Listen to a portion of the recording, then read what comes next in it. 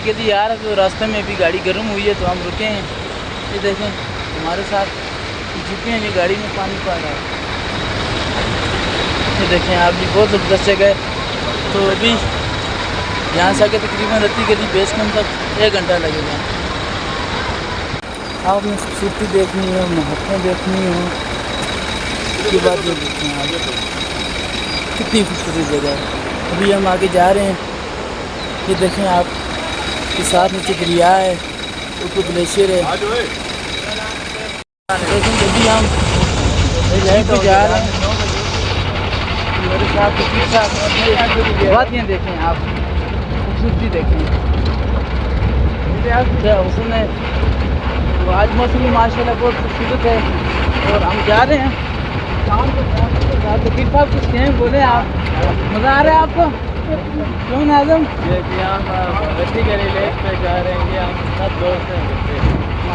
बहुत मज़ा आ रहा है। हमारे साथ रहें आप। अगर आप रत्ती गली की सैर करनी है तो आप इंशाअल्लाह हम मोबाइल में सैर करवा देंगे रत्ती गली की।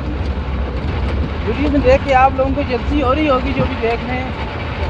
हम भी जाते हैं वहाँ, आप भी आएँ और चीज़ें यहाँ से जाती हैं।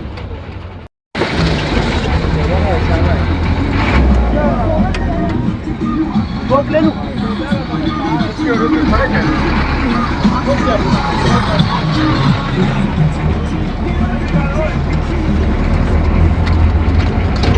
ये रत्ती गली का ट्रैक है। तो ये देखें कितनी खूबसूरत जगह है। साइडों पे फूल हैं।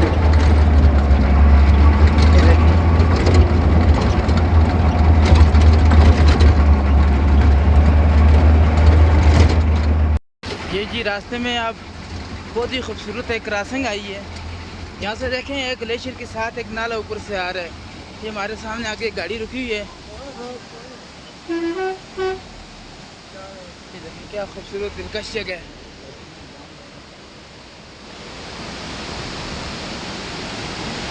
ये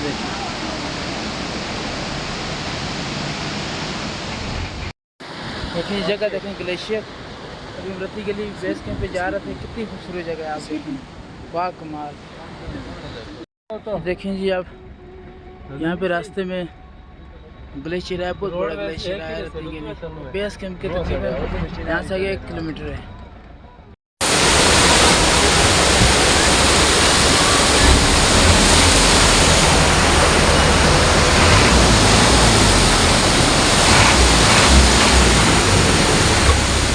देखें जी माशाल्लाह अभी हम रत्ती गली बेस कैंप में पहुंचने वाले हैं। यहाँ पे देखें आप ग्लेशियर थे आगे, ये देखें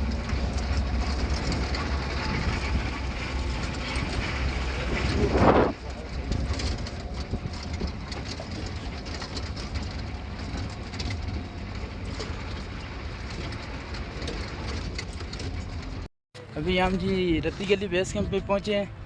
तो यहाँ से आगे घोड़ों का सफ़र भी है और पैदल भी।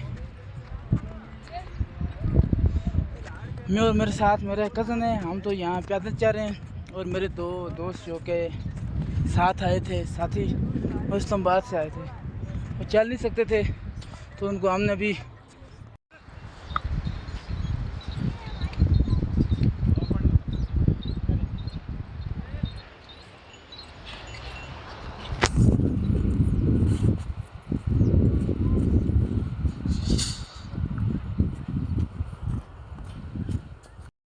देखें जी ये रत्ती गली बेस कैंप है। ये देखें कितनी खूबसूरत जगह है। यहाँ तकरीबन सैकड़ों की तादाद में टेंट लगे हुए हैं। ये देखिए सामने ग्लेशियर है। ये लोग आ रहे हैं जा रहे हैं, यहाँ पे घोड़ों पे सवारी कर रहे हैं।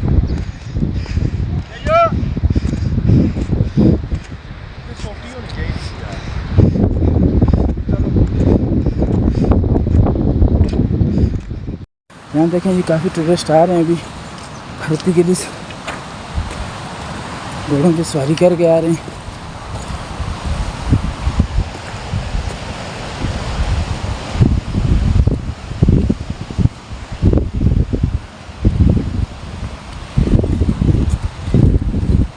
ये देखें बहुत ही खूबसूरत जगह है, इंतहाई दिलकश दिलफरेब।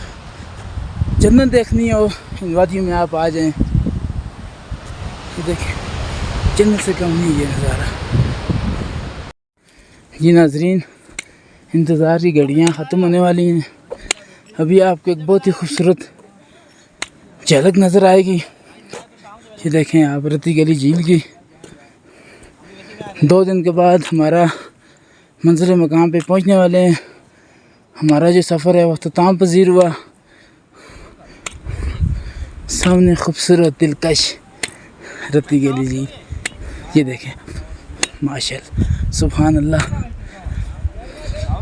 और अपने रब की कौन कौन सी नियामतों को जतलाओगे, देखें आप कितनी खूबसूरत जगह है।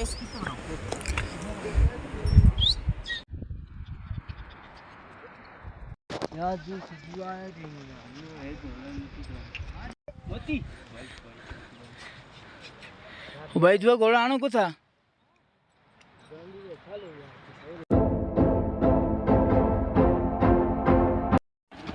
ये भी हम रत्ती गली आए हैं, तो मेरे साथ रास्ते में जब आ रहे थे तो रास्ते में मुलाकात हुई एक शख्स से, जिनका नाम वकार भाई है।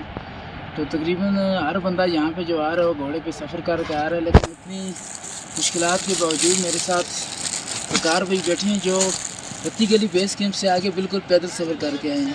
जी बिल्कुल, असल में मैं ये समझता हूँ कि लोगों को अपना शौक़ होता है। अब मेरी फैमिली है वो सब घोड़े पे आए, लेकिन मुझे एक शौक़ था कि ये ट्रैक मैंने करना है।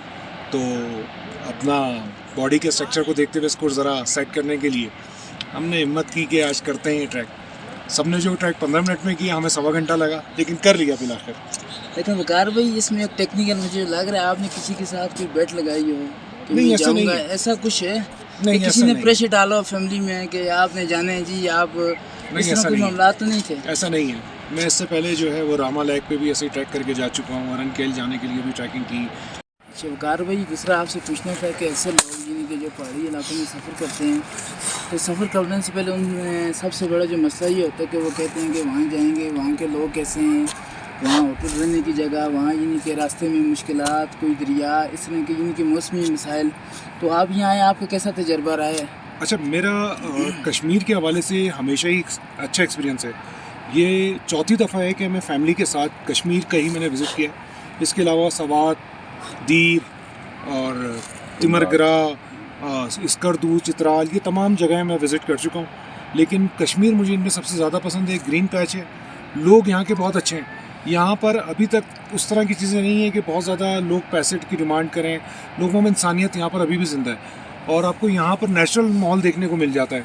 अगर आप केल से आगे जाएँ तो वहाँ तो गांव इतने खूबसूरत हैं, लकड़ी के वुडन घर बने हुए, और माहौल बहुत खूबसूरत है। तो अभी आपको कितने दिन हुए आप यानी कि आए हैं कराची से?